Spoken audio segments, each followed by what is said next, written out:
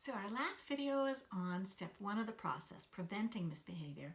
This video is on reducing frustration and stress by meeting your dog's needs.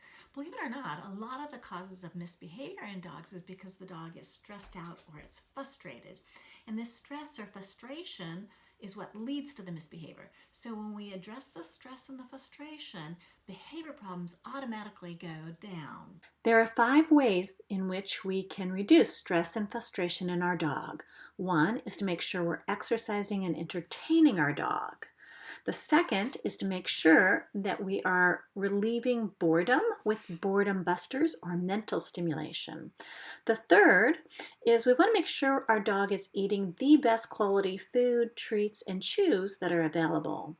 The fourth is we want to make sure our dog is getting plenty of social time. And the fifth is we need to recognize those subtle elements of stress. Your third secret word is play. Type it in the third box in the form below. Okay, let's dive into exercising and entertaining your dog. Now, most likely you've heard the phrase, a tired dog is a good dog, and to a certain extent that is true. Dogs do need exercise. The type of exercise they need varies from dog to dog, but in general, what we're looking at is that they have a jogging style exercise instead of a walking or a sprinting style exercise. You don't want dogs running as fast as they can. That also can be detrimental. So we're going to dive in deep to different types of exercise so that you have options on exercising your dog. Okay, let's start with the classic retrieving. Your handout on exercising and entertaining your dog is going to have 3 different types of retrieve. One of them is a 2-object retrieve, where the dog brings the toy back and you throw a second object instead of picking up the one the dog dropped. If you have difficulty getting your dog to bring back the object, just run away as I am with Huli. She was learning how to retrieve and didn't know how to bring it all the way back, so I kept running away. I never took her toy from her because that would cause her to not want to drop or not want to bring it. Instead, I wait for her to drop and then throw the second toy. That is just one of the retrieving games listed in your handout. Read about the others and then go have some fun. Your handout also shows that there are 3 chase games you could be playing with your dog. This is one of them. Meeting your dog's needs of reducing stress and frustration by entertaining and exercising your dog isn't all work. This is a great deal of fun. Take a look at the other 2 to see what ideas you get. And your handout is going to list some miscellaneous games like the classic of tug of war.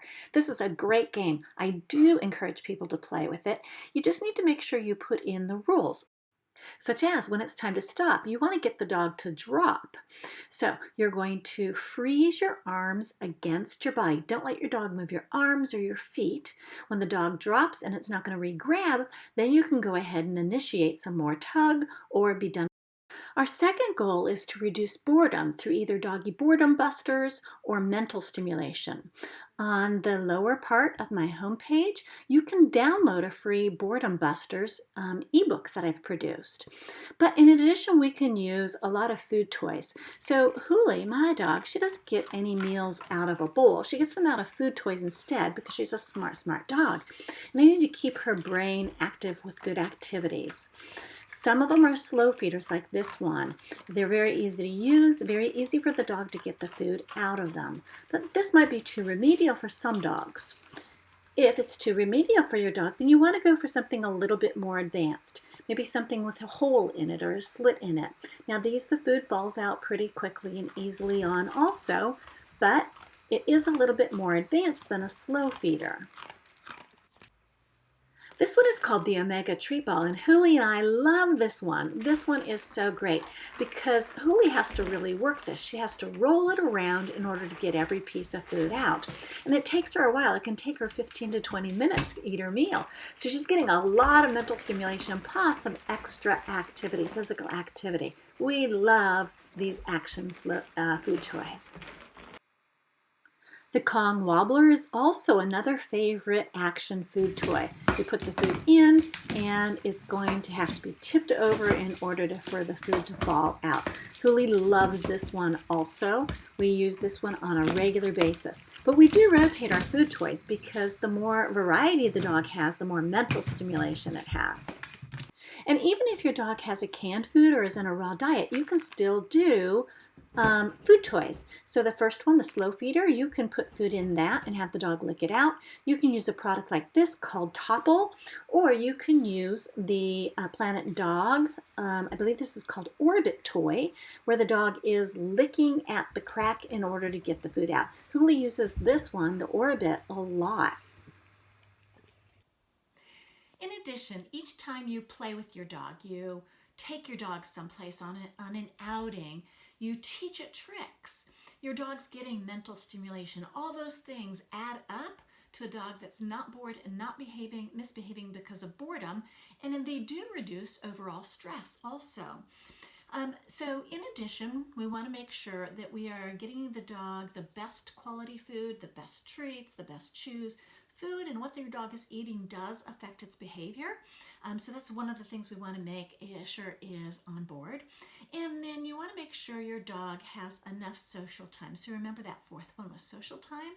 The dog needs to be able to spend enough time with you. If it doesn't, it's going to have overexcitability issues, maybe some stress and some anxiety issues.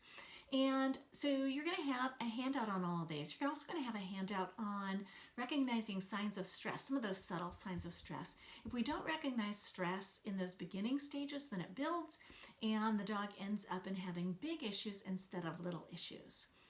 Okay, let's go on to the next video, which has a couple of beginner level training games for you. And you're going to learn about how your dog forms these associations so that you have a dog that does the things you want instead of the things you don't want.